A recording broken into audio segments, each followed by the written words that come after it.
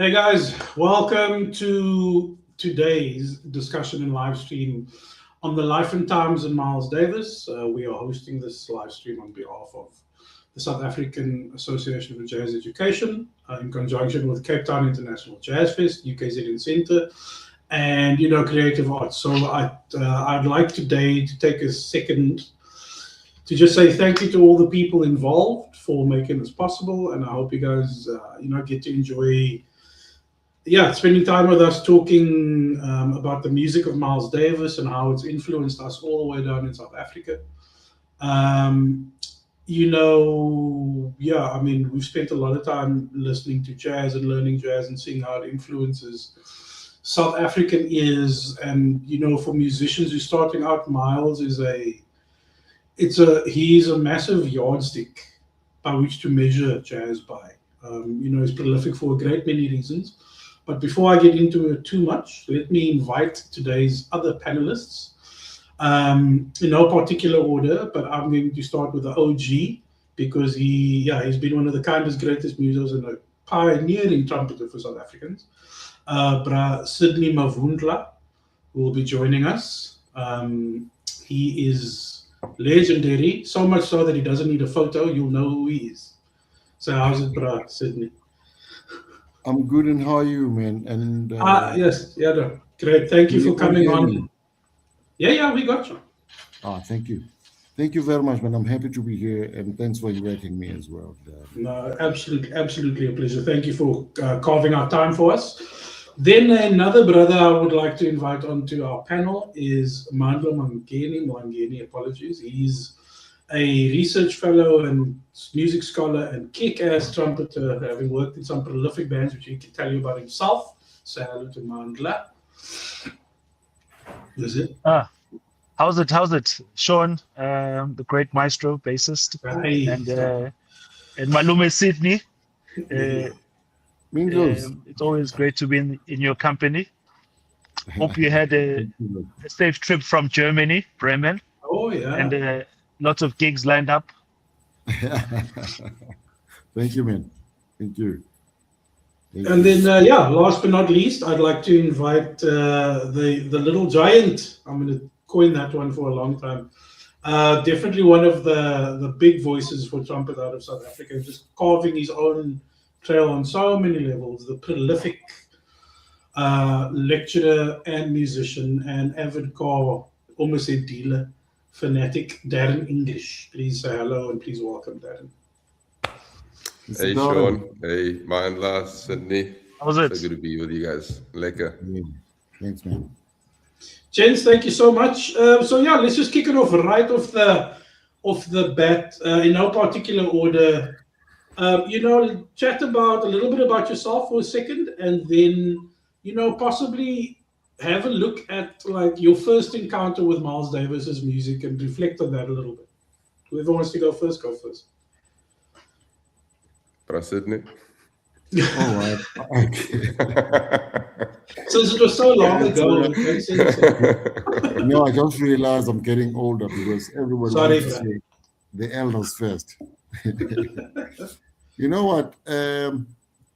As much as I've never met him, but the truth is, he really did influence some of us and the music that we're playing today. When Prahu, I was very close to Prahu. When he speaks about Miles Davis and what shaped Prahu, Dizzy Gillespie and Miles Davis, they shaped him. You remember what you call this thing, the jazz episodes? Mm-hmm. For jazz me, episodes, yes. With Abdullah and Jonas Kwangwana, it was more like jazz messages. That's what they were looking at it, in a way. Mm-hmm. So basically, recently when I started working around Hugh's music, and I could see really this guy, he really loved Clifford Brown, but he was told by Miles Davis that, look here, we do have a Clifford Brown here, we do have everything. We want to hear where you're coming from. You are, so we want to hear you, basically. So hence we've got the Hugh Masekela that we had today. And the aspect that I love the most is the fact that Miles didn't say to Hugh, look at the music and music alone. It's the entrepreneurship in his music as well, because they were working in the music to make a living as well, which is what we always forget as maybe trumpet players or maybe as musicians or jazz musicians. We forget sometimes. We're always happy to play music and just play music and be happy. But I remember when Rahul said to me, he said, I see all the youngsters, they're trying to study music, but where is the work for them? Which was a big question for me. Where is the work for them? So basically, Miles Davis shaped somebody to shape us. That's what I'm saying, basically. Yeah. Thank you. No, got you. I mean, fair enough. I mean, if you look at Miles's, he was, to my opinion, it was a big commercial success, which very few jazz musicians actually pull off. And he became a brand unto himself. I mean, down to his famous pose, That's right. So now I'm right behind you there. That's great. Mandela, I don't know if you want to go next. Yeah, I mean, from when I was young, I think Miles Davis was always the influence on me, particularly his big band, his collaborations with Joe Evans, and I think the first record that I listened to of Miles was the live at Carnegie Hall, with that famous "My Funny Valentine" recording. Before he went into the second great band, so it was almost in between. In between that, he was, I think, George Coleman was on sax, and then Tony Williams on drums. I think Herbie was there, and then Ron Carter. I think, but the missing guy there was Tony Wayne Williams Shorter. wasn't on drums. When Tony Williams was on drums, but it was just before. It was just before the second great band. That was my first encounter. It was live, My Funny Valentine, live at Carnegie Hall, and I couldn't understand his music, and that was the first recording that I had. And then obviously I used to hang around with Oscar Rachabani, the grandson of the great Prabhani Rachabani, and he was a Charlie Parker freak. So obviously with Charlie Parker, there was actually Miles Davis recorded the most with Charlie Parker. Those great records, from the Omnibook, all those Omnibook tunes that we hear, like your Klektor Wiedenstein, your Coco, all those things. So we hear Miles Davis, but he's a very different kind of Miles Davis. And then there's always, but my personal favorite of Miles Davis is it's About That Time. I don't know if you know that record. I think it's recorded at the Plug Nickel. And it's also just before he switches over to Bitches Brew, and other things are kind of happening there. I think I think who's on the band? I think Chick Corea, Wayne Short. It's just before, it's just before the Bitches Brew thing, and things are. I think Dave Holland is on bass, and that record is like kicking. And the first time I encountered that record was actually while I was an exchange student in Norway, and that record actually had a profound influence on me in how you actually interpret music and how you create how you create a vibe. Essentially, it's not so much what you play, but how you play it, and that's what the spirit of Miles embodied. And I think more than anything else, Miles was always at the forefront of something new. Whether it was good or not, that remains another question. But he was every 5 years he would always change the direction of the music, of where he was.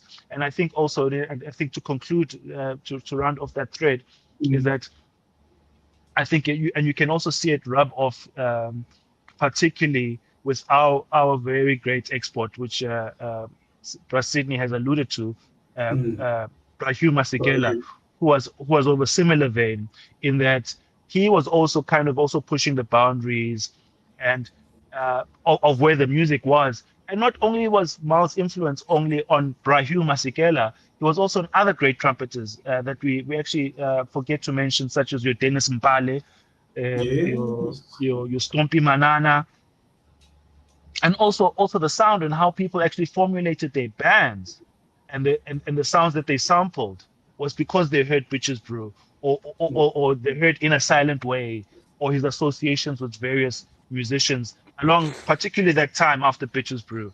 So that's his influence mainly mainly in the South African sound. Wow, that's brilliant. I mean, yeah, no, thank you that's a very great insight, actually. And some albums I forgot about. I really didn't even know about Carnegie Hall because I was such a Gil Evans fan because of Sketches of Spain. I'd missed that, man. That's so weird. Okay, Mr. English, you want to give us your first encounter there? Man, my first encounter was probably when I started trumpet in high school. So my music teacher, Fred Kate, was obviously very influential in pushing jazz music as a subject in school.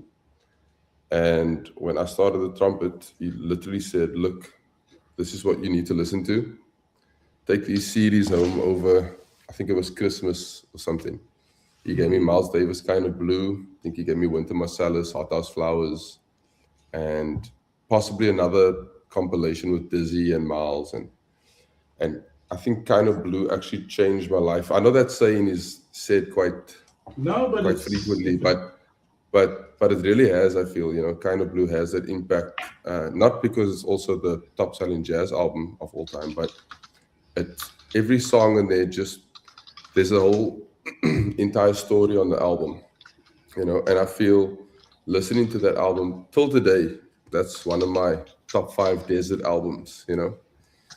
I also feel that the one track on there, Kind of Blue, I'm still not sure if Bill Evans wrote that or if Miles wrote that, but let's just say it's probably 50-50. Miles had the sound, Bill definitely had the harmony. That tune for me, if you put it on, it's so timeless. Someone made a 2-hour version on YouTube of the song that just loops after it finishes and it continues and it continues. It just starts again. And I was like, finally, there's someone that gets it. But Miles's sound has that effect, As trumpet players, we play with a harmony mute for no one else but for Miles, We literally put that harmony mute in. We work on that sound because of Miles. Miles literally took something that already existed and revolutionized it, which can't be said for a lot of people. And then, I'm huge into Miles till today. I think he's my number one influence on so many levels. On what he was. Not everything was good, but he was an incredible player. He pioneered different genres of music. He found so many influential people that we look up to today: Herbie Hancock, Chick Corea, Carlos Santana, Dak DeJohnette that we just lost last year. Keith Jarrett, and the list goes on. Like he put them on the forefront, just like, for example, Alvin Dyers did for us, or something. So Miles was that spearhead that literally changed music as we know it. Because Miles, I feel he also brought on other genres in music that I can totally credit him for that. And then obviously his love for other things, cars and things that I just, I definitely love that about him. He literally saw more. Miles made music seem more than music, which I think is the most important thing that I take away from Miles, is that music wasn't his everything. He's like, man, I love music and music needs to love me. Yeah. So yeah, yes to Miles. Well, so. What's nice is everybody's stories kind of line up on the aspects of, for me, that make Miles. My first run-in with Miles, I might have still been in high school, and George Werner was teacher at the jazz workshop. He made me cassettes, and one of them was Fat Time, the Man with a Hat album. First time I heard him, so it's Mike Stern on guitar, Marcus Miller on bass. Obviously, bass player, I hear Marcus Miles. That's nice. Sure. I give him a skip. But it's also because he's playing went above my head. When I got into university, and I'd learned some jazz stuff, from being exposed from, Alvin Dyer's jam and that stuff, and I'm getting into jazz now. And, I get to Sketches of Spain as the first thing of Miles I actually listened to. I listened to Kind of Blue like almost 5 years later. And I'm kind of glad I went in that order because the Gil Evans thing is so lush, and Miles's sound is just pierces through every tune. And so when he plays that one note, it sends you. And that's always the thing that stuck out with me. What's cool is, but I certainly talking about, he had the entrepreneurial business acumen and commercial side there. You mentioned as well, Miles is attributed to having changed the sound of jazz at least twice. And I don't know many musicians who can claim that about any genre, So I'll just say it's pretty cool that you guys all latch on to multifaceted parts of what makes Miles, which is kind of hip. Sure. So pressing on, can you, because again, I'm talking to three trumpeters who are very distinctly different players, right? But you all have Miles as a source, you can't not. So, what about, can you talk about, because you've talked about his influence on your playing, but what about like things like tone, space, innovation, band leading, and how it resonates with you guys in your own project? Yeah. Can I come in there? Funny you should mention that. Yeah. So they know, Sydney. I see Mandela's got this one. No, it's fine. It's okay. Yeah, there's that record of Cannonball Adderley, Something Else, where they do Dancing in the Dark, Autumn Leaves. Yes. And Miles is actually a sideman there, and the band is quite cooking. He's got a killer band. I think Hank Jones, Art Blakey, Sam Jones. Sam Jones. Is it Sam Jones? Yeah, Sam Jones. Yeah, Art Blakey, and then Miles Davis is a sideman, and Cannonball, and somehow that album actually feels like it's Miles Davis's album, but Cannonball is leading it, and the funny thing is that, Cannonball lays it down, but and the solos from Cannonball are like almost very melodic. But there's another aspect about when Miles takes the solo and when he blows, even after playing, and usually it's Miles Davis records because Miles usually takes the first solo, but it's different from this one because Cannonball takes the first solos here. But when Miles Davis comes in and he opens up the Autumn Leaf solo, it's like he sings and he gives it space, and he doesn't really need to. He just goes for the pretty notes, and it's like, it's brooding. That trumpet is brooding, and that's, for me, is one of the most classic things about him. Even though he's not actually, it's not, and it's one of the few records that he did with Blue Note, apart from obviously Birth of the Cool, but the one that really stands out that he's done with he's done as a sideman. And I don't think there are actually quite a few of, there's so many that he's done as a sideman, especially once he was established. Obviously with Charlie Parker, and obviously with other singers such as your Billie Holiday and Sarah Vaughan and all of those. But I think that's one of the records that stands out, where he's not actually the sideman, but actually seems to take the direction in a different way. It takes it in many different ways. Cool. I mean, yeah. So, Sydney, you were going to say before Mandela cut you off so rudely. Jokes. Sorry. No. Sorry, I couldn't waste that opportunity. Sorry, brother Sydney. All I wanted to say is the fact that we must remember as well that we were taught simplicity by Miles Davis. When you look at So What? Beep-a-doop, fa-do-de-do, ba-do-do, fa-do-ba-do-de-do, and then we go back to when talking about a leader in the band. What we learned from Miles when he takes control of his band. I remember there's a story about John Coltrane. He had a toothache. His tooth was giving problems. And Miles says to him, "You take off the tooth, then you're out. I'm going to fire you." And at the time, Miles was the better paying musician at the time.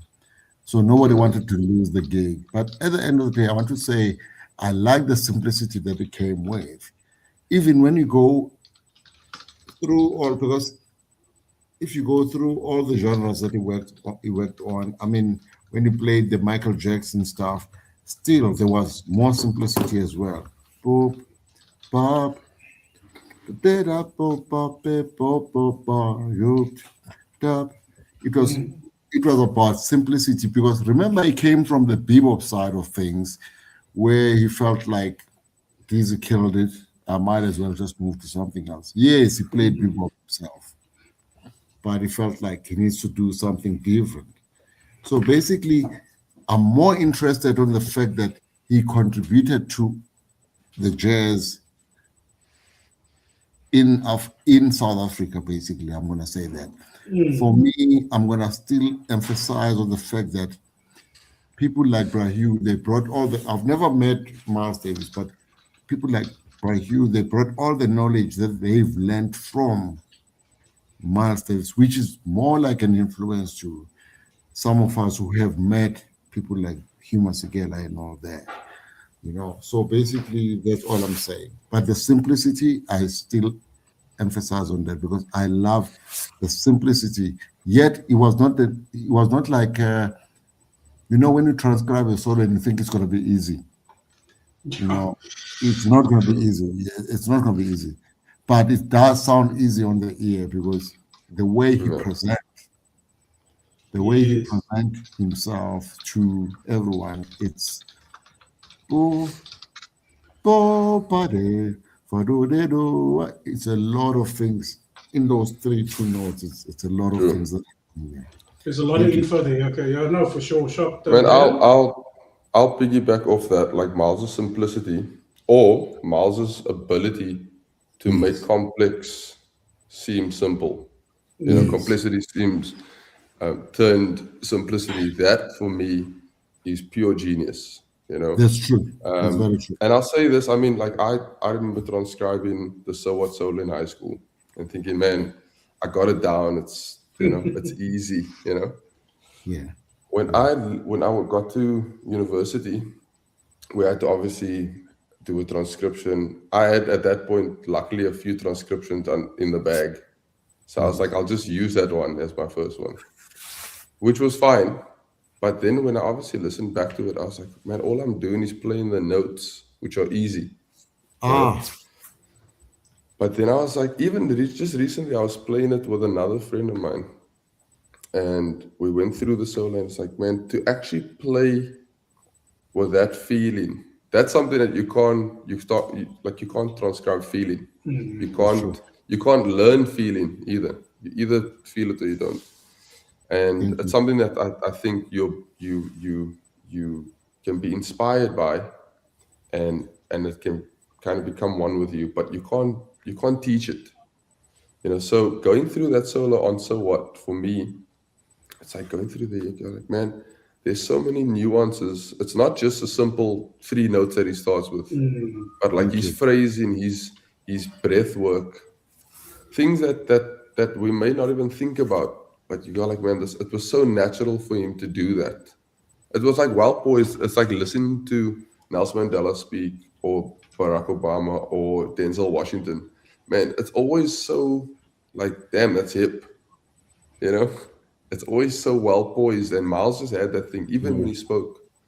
So I think when he played with that feeling, if you will, it could come across simple because everyone could understand it. Miles did it for people who didn't listen to jazz. I mean, he literally went across the border. But when we listen to something like So What, it's so enjoyable. I wouldn't say that it's easy, but it's so easily listenable. And I think therein lies the genius of what Miles was able to do to simplify things, let's say for the masses, instead of just having it sticking to bebop or sticking to something that that doesn't ostracize, but also makes your audience smaller. You know, we all know this as jazz players, as jazz trumpet players. There are certain. What's strange is that in today's time, a jazz trumpet player's biggest gig is still playing with a pop guy. Oh, wow. You know, that's a fact. That's a fact. Yeah, if you want to get paid, for sure. Yeah. That's the best paying gig. Man, Miles was that guy. Miles was that pop guy, you know, and yet he was Miles. In the treehouse as well. You know, and yet he came up through bop. I mean, hard bop. He nailed all of the genres, and then still pioneered the next, and made it easily accessible for all of us to kind of be a part of, which is incredible. I mean, those are all very, very, very useful outlooks at the same player. I mean, the first thing you pick up with Miles is it's like Darren says, you know, it's the gravity of his three notes. It's the way and the way. Yeah, any fool can play those three notes, but it's never going to carry that weight. It's just you know, he punches in a different class, and I don't know what it is, but you know, it's almost easy to play fast. You know, it's easy to play fast. It's that mastery level, but I think if there's anything we can all agree to a little bit, and Miles was a good example of it.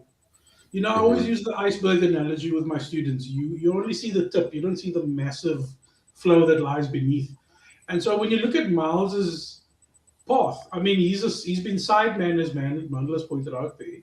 He's been composer and band leader, and he's been prolific. Kind of Blue is a prolific genre-changing album, says us, you know, for that West Coast sound, and then like the Gil Evans thing with the sound tapestry, and then, you know, he's got Human Nature 10 years on, and he kills that too, but his band, his players are always top flight.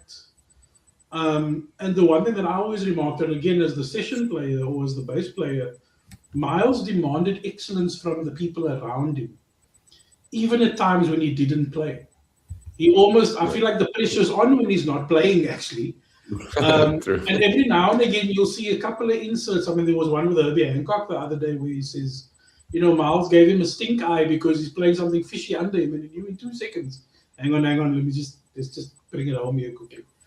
And because just in his presence alone, and also Miles's note choice was not reliant, but it, you know, if you listen to Wayne Shorter, it's the same thing. If you actually had to take Wayne Shorter out, like the software does these days, from the bands he's in, what he plays almost makes no lyrical, musical sense. Seems atonal. But it's because they, you know, instead of say 50 words, they say 3.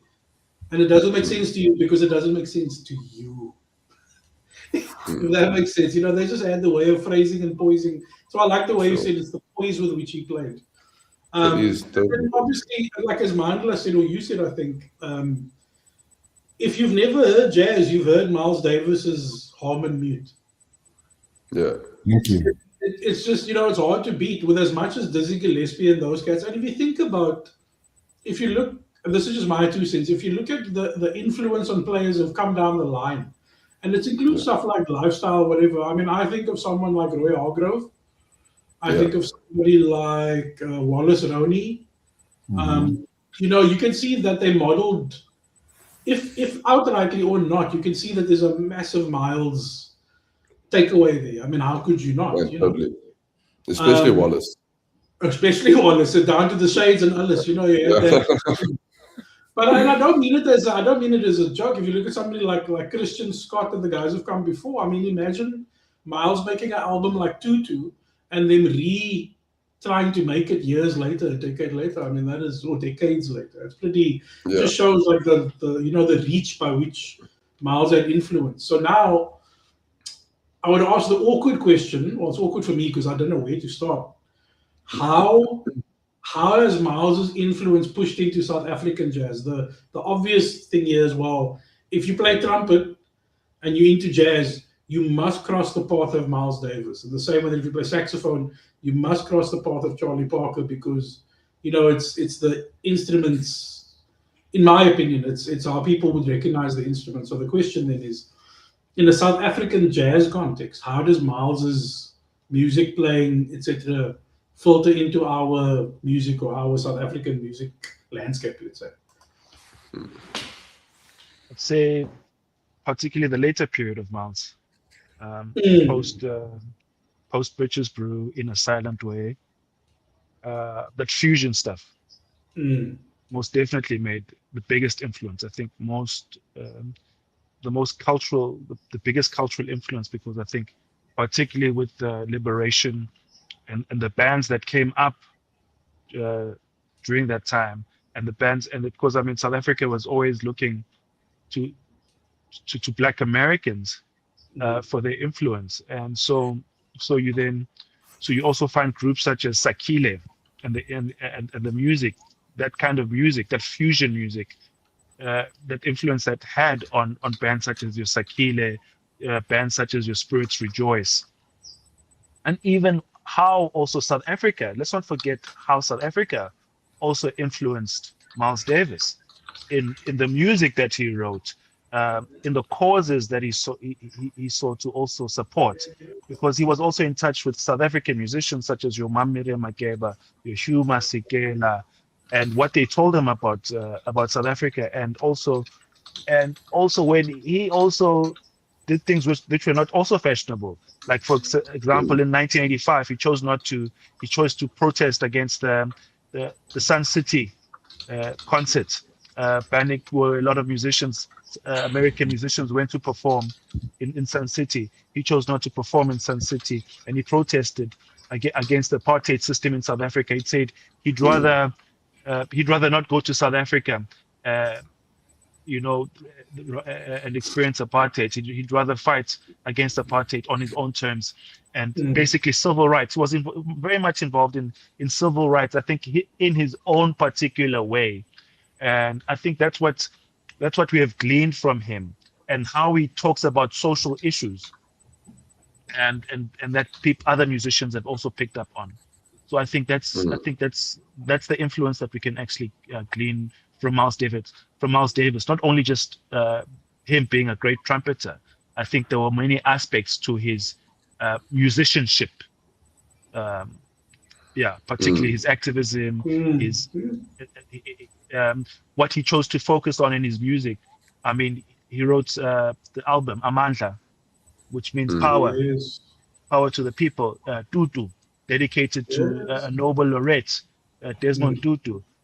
He chose not to perform in South Africa in 1985 as a protest against many musicians, even our very own, who actually went to Sun City, even our own who were hypocritical. Okay, actually not to mention them, who said, let's boycott Amandla, but when the check comes, they were like, hey, I'll join Paul Simon. I'll join Paul Simon because Paul Simon is giving me a nice check. No one, man. No, I mean, he stood his ground. No, for sure. He definitely stood his ground. But I'll say because he stood his ground because he was. I mean, he could. Maybe some other people had economic factors to think about, but he was he was principled in that regard. Yeah. I don't know about other things, but that he was very principled about. But certainly, Darren, whenever you can I come in there? Mandla, I like what you just said now, because the truth is, it says he didn't speak to us as trumpet players or as musicians. No, when you say to people, Tutu, and Tutu did this, and Tutu does this, and Tutu that. So you're not talking to just musicians, you're talking about the whole nation in South Africa. That I am Miles Davis, and I'm going to be with you, and I hear your pain, and I hear what you're going through, and I'm going to be with you. So that's exactly what Miles Davis did. For me, that's what I think. Not just influencing the jazz music in South Africa. Yes, I've spoken about that already when I say, when Brahu got when Jonas Gwangwa, when Caiaphas got there in America, they met with him. And he already knew, where are these guys coming from? And don't try to be us. Don't try to be one of us just in music, but show us what you have from that side. We want to know you. Even Zimgawana, when he went to the US, he went there trying to be, was it trying to be another saxophone player like Kenny Garrett and all that. And remind me of the drama. Next Roach. Yes, and Max Roach said, we want to hear you, want to hear where you're coming from. So basically, those are the people who shape, but I'm going to concentrate more on Miles because we're talking about Miles. Us here at home, the simplicity, I'm going to stress again on the simplicity. That's where we learn the simplicity. And it's so beautiful. Brahu, he got his voice through through Miles Davis, because he was told that this is what you need to do. This is where you're coming from. Give us the taste of where you're coming from. And when he came back here, fortunately, 2-3 weeks ago, I did a Hugh Masekela tribute. And I was so happy the trumpet players I had, they all wanted to quote what Brahu has done. So basically, he got his voice, that voice that we're trying to imitate today, from the same people, from Miles Davis and all that. So we need to respect that. And yeah, that's what it is, basically. Yeah, Darren? Man, I agree with Mandla and Sydney wholeheartedly. I also feel that Miles's influence on, say, the trumpet players of South Africa is inevitable, just because when you take up jazz trumpet, it's, Miles is the guy you check out, and if you don't check his music out, if you don't check him out, you definitely have heard his music, listened to him, or have obviously checked his style out. So I think naturally, by listening to Miles or checking him out, or even being a student of Miles Davis in South Africa, that naturally has an impact on him being a part of our music, And I think that us as South Africans, as broad scoped as we are here, so many races, so many cultures, so to have Miles or someone like Miles be such a major influence, it's not that we try and play like Miles or that we have a harmony mute in because we're like, well, this song I wrote for Miles. We still come with our own thing. So it's not about playing someone else's music. We play our own music, but it has so many different influences. Miles, we're celebrating him today, but Miles is also just one of the many influences that culminates to what we do on a daily. So I never pick up my horn and go like, man, I'm just thinking about Miles. I'm not even sure what I'm thinking about if I do pick up my horn, but knowing that we've lived with Miles' music and we still do, and seeing that we are on his topic, that naturally becomes a part of South Africa because we are South Africans. So it's not something that I can go, if you listen to this record in 1985 or this record in 1975, you can hear the influence. I also don't like it when people dissect what they think they hear, because we'll never know. You can't say, like, for example, my biggest argument is like with a styles and analysis type course where you go, well, this is what he was thinking. Man, I can tell you this, when I play, I'm not thinking. And then if someone transcribes that and say, oh, I can see he was thinking that arpeggio or that line, or if you look at Miles, it's like he's so hip. There's no way he's going, this is what I'm thinking, this is what I'm doing. Or there's no way he's thinking, I'm going to influence that country, I'm going to influence that country. But by him being Miles Davis and him just being so true to the music and to himself so much that he's even given up music at a certain point, to be so pure to the core for the individual, by the individual. There's no way that we can't be influenced by that, or other countries, So I think Miles' influence on us as South African trumpet players is inevitable, even if you don't hear Miles in our playing.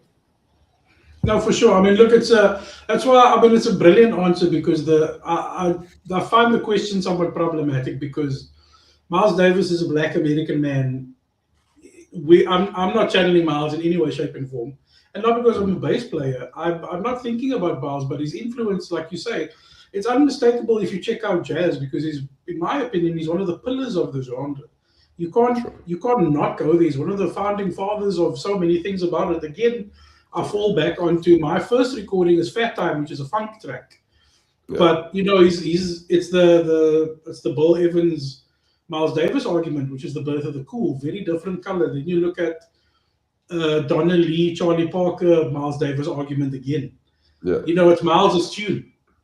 Yeah. Yeah. You know, so I'm just saying, like when you look at Miles's influence as it pertains to being South African, I think I like your take on it. It's the humanity of it, which ties into Mandela's thing as well. I mean, this guy's fighting an apartheid regime in the States, in a place that doesn't want to hear about it, but he sympathizes because he's been through our struggle. You know, obviously not the same thing, but, you know, carry on. But then also to the point that Mandela made, like the fact that, I mean, he could have named his albums anything. He was Miles Davis. 1,000 things, yes. You know what I mean? Yeah. He could have named those albums anything. So the fact that he did that meant more than him getting on a plane to come and fight here, if you know what I mean. Absolutely. Because at the same time, just like a gig is a once-off thing, right? And it's fleeting. It's gone when it's done. Yes, Man, I'm with you. I see you. I know you're going. An album, and this is how I see albums, even when I make them now.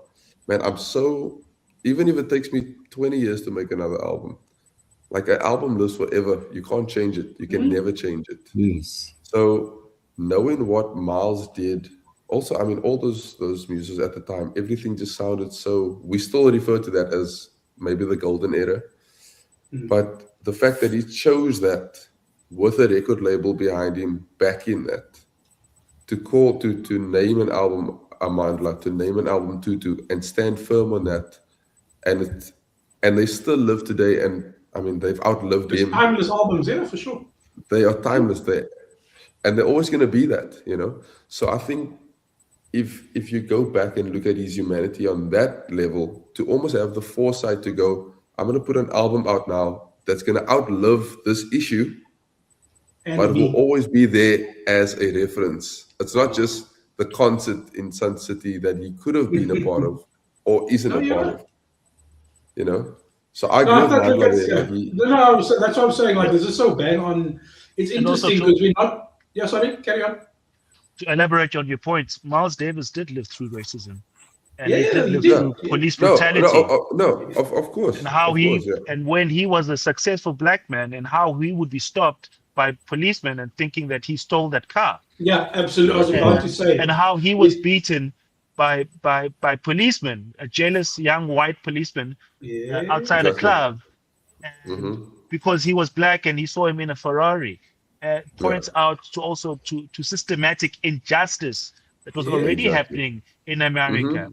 So those are the two parallels that you can draw. True. And when the South Africans came to the States, he empathized with them because he knew this is what that's what America was dealing. America was dealing with Jim Crow, basically. I mean, it essentially resonated with him, and he got it because and that's why the South African struggle resonates with many Black Americans and vice versa.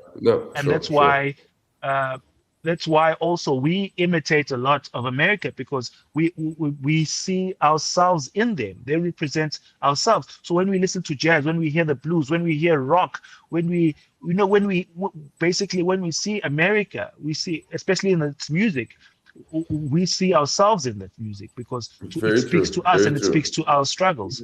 So I think also on top of that Miles Davis was also even amongst his people, he put people on, not just the people that he played with, the people that he didn't play with. He put Woody Shaw on. He got Woody Shaw a recording contract. He put on Lee Morgan. He gave advice to Lee Morgan. He put Freddie Hubbard on. So he was a generous spirit. and he also embodied so many aspects of just being a person. Yeah. So I think that's what we can so glean from this him. is what's Yeah. kind of cool about this, is because we're supposed to be talking about Miles's music and his phrasing, but I love that we're talking about how Miles's humanity resonates with us as South African people. And so that's with David's point as well. His Miles Davis biography is not flattering, and it's going to be a timeless testament to his information. It's one of the favorite things I enjoyed as a young musician was reading biographies. It was my favorite, just to get into the insight to some extent, because like Darren said earlier, I could never truly know what Miles was thinking. It's an impossibility. My brain is not on that level. Yes. And then when you see all the intent behind that one note he plays, I can't play that one note. Yeah, I can physically, but I don't get it. I don't. Yeah, I can't. sure. It's just, so I feel like these are very, very, very good valid points here. So, okay, I want to quickly touch on before we close up, because there's not a lot of time left. When you look at maybe not going forward, and it's a bit of it's a weirdly loaded question, because we're all at different points in career, and we've all been involved in education going forward in some capacity. We're all lecturing or teaching at some point. So what do you think is relevant, or what about Miles's playing specifically, not maybe the person, just from a sheer musical standpoint, repertoire, pedagogy, what about Miles's playing do you think we can still continue teaching, or what impact do you think it'll still be for contemporary professionals and contemporary students coming up? I don't know if the question is clear. I think it is. So it's essentially, what do you think remains relevant about Miles going forward? Short version. I would say the simplicity and not forgetting where you're coming from and what you want to do is very important. And I want to believe that's exactly what he was doing. And I've spoken about the simplicity at the beginning of this conversation. So basically, I would say it's exactly that. And two, understand what you want to do and where you're coming from and how you want to embrace and make it work. And make it work, the ideas or the sounds that you grew up with and hearing, the influences that you have, it mustn't be changed. But the simplicity, I would say, let's keep it on, and let's remember to tell our learners as well. The simpler, the better. Less is more. That's what I'm trying to say. Yeah, thank you. Okay, I just right off the bat want to interject there and kind of go, I think that statement is great, but it's one of the most difficult things it is you could ever as a musician do, because essentially you're taking every single year of your lived experience and playing and practicing and going, you know what, that's the note I'm choosing to play now, and I'm going to leave a hole. That is brave. I'm just saying, it's a heavy thing to try and teach going forward, but Miles gives us that in abundance. Yes, and it's even better because Miles has been, like Darren was saying, through the different genres. Miles has been there, Mandla was saying. So basically, it's not somebody who's saying these things because he couldn't do them. He is done. He can. He can do those things, but it's just like it's like I've done it. But for you to start doing certain things, please start. It's actually a mastery, but it's so impossible to do as a young person. But it's nice that you put it in their path, or just to grow that seed from the outset. Sydney, just to like go on your point, like Miles, less is more, and all that. Like I always thought as a kid growing up, when I went to jam sessions, I always thought, why is everyone not playing on some of the songs that I know they do know? I just thought, man, if I knew that song, I'd be playing there. Maybe it was being hungry as I was younger, or just wanted to play a lot. But Miles still teaches us in his demeanor and in his way, in his style of playing, that you don't have to play all the time. You don't have to play a lot. You don't again, like Miles, like Mando was saying, when he was the sideman with Cannonball, and even though he took the second solo, when he played, it was so different. And but that command can only come with that, you know. If you're hungry all the time, they're probably not going to invite you to all the dinners, you know. Yeah, it's a good expression. Like That's good. if you show, you know, if you're hungry, it's one thing, but if you're greedy, you know. And Miles is like, Thank you. Miles is almost like, I don't want to say picky, but he was like selective, you know. No, You know, yeah. and that for me, that resonates so much in your question, Sean. Like, how does this continue for the next generation? It's like, man, Miles, like take Miles, but then also choose to not take it. You know, it's like using all that Miles is. I think check out cats before Miles, guys. Miles was checking out Dizzy, Roy Aldridge, you know, Fats. Check out these guys. Miles even listened to vocalists to get his phrasing down. So it's like as we're talking now about Miles, we're not even talking musically. We're talking about what As we person, get yeah. as person. You know, how we feel Miles on a humane level. But like, if we're trying to emulate or be influenced by Miles, I think it always goes deeper than the plane. You know, it goes, man, how was Miles living? Like Marla said, man, he was dealing with so much at the same time, yet he could put out music that we love during like a heavy time in globally, and especially in the States as a black man. So No, you see that and you go, man, like, how do you I'd want to take more of Miles as a human being playing the trumpet than Miles playing the trumpet, gotcha. because he could put out these albums during those periods, which is insane if you think about it.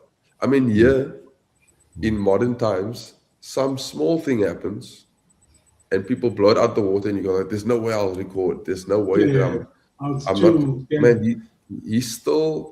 he persevered. So if anything, I think taking that with through to the next generation or through to the next genre or whatever's to come of this music or the next, that's what I would take from Miles. Oh wow. Then yeah, Madla, you got 4 or 5 minutes. Don't want to rush you, but I mean, what's your takeaway here? Yes. So I think with Miles Davis, there's always an aspect of something that you can teach from whatever period you're going through. Let's start. Let's from when he also didn't know how to really play. When he was picked by Charlie Parker to replace Dizzy Gillespie, he wouldn't play the full chorus. He'd play maybe 8 bars, and then somebody would pick up from there. And in those 8 bars, there was still some music. And it's also learning that you don't need to know everything all the time. Sure. And what he teaches us is that progressively as a musician, you also get better, and you also carve out your own path, and that's what Miles's music teaches us. And throughout the whole progression, I mean, you've touched on his collaborations with Jill Evans, and how also Miles also brought a very different audience to jazz, which with various projects and also its various directions in music, and what you can also glean on is not just Miles was also very simple, but he was also complicated. Not just as a person, his music was also, there's some aspects of the music which was complicated, which was tricky. His ensembles, his arrangements were not just head in, head out, and the people that he chose to work with can teach us a lot. And I think in every aspect, whether you're learning how to transcribe, learning how to actually branch out in your range, Miles teaches us, because when he started out, he had a very limited range, but towards the height of his pinnacle of his trumpet career, I mean, that guy had like almost a 4-octave range, or range of expression. But even within him having a limited range, he knew how to express his ideas quite concisely. So, and that's the thing about music, and that's the thing that we need to learn, that you're not trying to be a musician. You are a musician. You are a person who's always trying to constantly express themselves, find new avenues for self-expression and ways of actually talking to things that are also affecting you. So that's what I can glean from actually the Miles Davis experience and how he also dealt with issues at the time. One note was a chorus, if I may say. Yeah, yeah. There was everything and nothing simultaneously. Yeah. One You know note what's was really wild? Yeah. Sorry? You know what's really wild, just to go on all of our topics and all of our points, is that Miles, what's so special about him, thinking about it now, Miles, you give to a beginner yes. and to the top tier To a of pro. season. Yeah, yeah. Like who else can be that? You know what I mean? You can literally take Miles, you can go like, okay, you starting out in jazz, check out So What. Yes. 2 notes. That song has 2 notes. Pipado. You know? We all know that. You know, like the actual song has 2 notes that just goes up, you know, up half step. Yeah, You and know? done. So Yeah, we can give that to a beginner, but yet that is at the highest level of Exactly. that's the highest pro level. So like I think Miles, I mean, that just again goes to his genius that it was so acceptable, not only for a certain age group, man, it's for everyone. It's for everybody. I was about to say skill level, age bracket. Gents, thank you so very much for your time. We've reached the end. I'd like to give you a personal thanks for being on this. Again, thanks to SAJE, Cape Town Jazz Fest, and all the affiliated bodies for having us along. Thank you to Steel, the legend, for sorting out the tech and stuff for the live stream. And yeah, guys, thank you so much. Reach out to your local SAJE reps. Come and find us, musos. We're always keen to share. Yeah, gents, thank you so very much. Have a very good evening. Thank you very much. Thank you. So, Thanks, okay.